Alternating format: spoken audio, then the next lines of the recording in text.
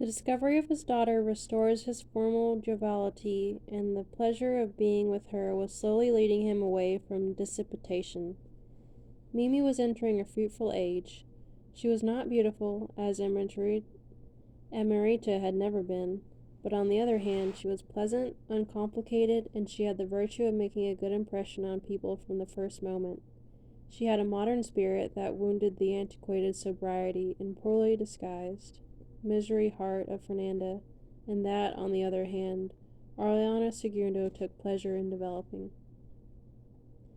It was he who resolved to take her out of the bedroom and she occupied since childhood, where the fearful eyes of the saints still fed her adolescent terrors, and he furnished for her a room with a royal bed, a large dressing table, and velvet curtains, not realizing that he had produced a second version of Petricote's room. He was so lavish with Mimi that he did not even know how much money he gave her because she herself would take it out of his pockets, and he kept abreast of kind of thing a new beauty aid that arrived in the commissary of the Banana Company. Mimi's room became filled with pompous stone cushions to polish her nails with, hair curlers, toothbrushes, drops to make her eyes languid, and so many and such new cosmetics and artifacts of beauty that every time Fernanda went into the room, she was scandalized by the idea that her daughter's dressing table must have been the same as those French matrons.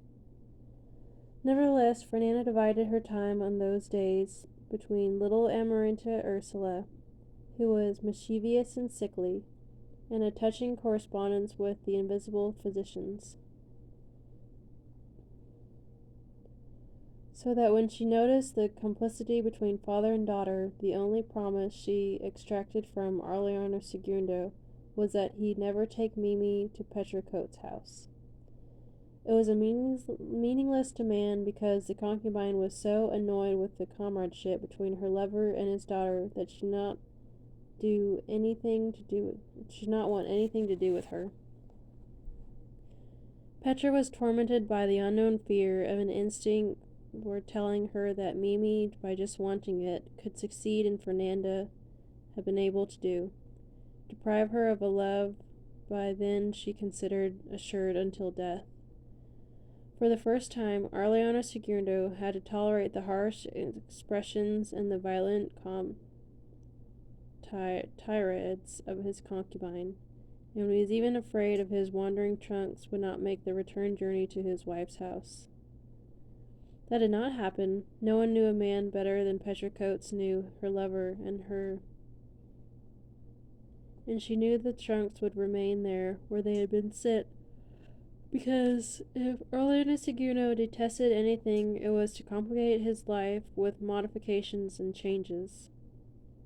So the trunks stayed where they were, and Petricote set about reconquering the husband by sharpening the only weapons that his daughter could not use on him. It, too, was unnecessary effort because Mimi had no desire to intervene in his father's affairs, and if she had, it would certainly have been in favor of the concubine. She had no time to bother anybody. She herself swept her room, and made her bed, as the nuns had taught her. In the morning, she took care of her clothes, sewing on the porch, or using Amaranta's old pedestal machine. While the others were taking their siestas, she would practice clavichord for 2 weeks, knowing that the daily sacrifice would keep Fernanda calm. For the same reason, she continued giving concerts at the church fairs and school parties, even though the requests were less and less frequent. At nightfall, she would fix herself up, put on one of her simple dresses and her stiff high shoes, and if she had nothing to do with her father, she would go to the homes of her girlfriends, where she would stay until dinner time. It was rare that Ariana Segundo would not call for her to take her to the movies. Among Mimi's friends, there were 3 young American girls who broke through the electrified chicken fence barrier and made friends with girls from Macondo. One of them was Patricia Brown. Grateful for the hospitality of Ariana Segundo, Mr. Brown opened the doors of his house to Mimi and invited her to the Saturday dances, which were the only ones where gringos and natives mingled.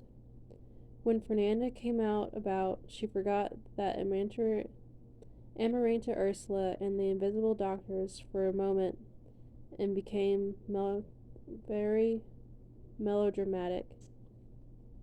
"Just think," she said to Mimi, "what the Colonel must be thinking in his grave." She sought, of course, the backing of Ursula. But the blind old woman, contrary to what everyone expected, saw nothing reproachable in Mimi's going on the dances and making friends with American girls her own age, as long as she kept her strict habits and was not converted to the pristine religion.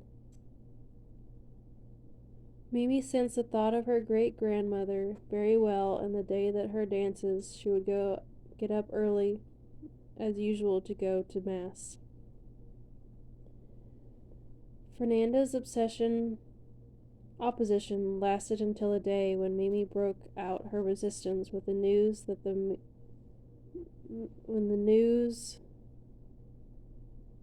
Americans wanted to hear her play the clavichord. The instrument was taken out of the house again and carried to Mr. Brown's, where the young concert artist really did receive very sincere applause and the most enthusiastic congratulations. From then on, she was invited not only to dances, but also to Sunday swim parties, to the pool, and to lunch once a week.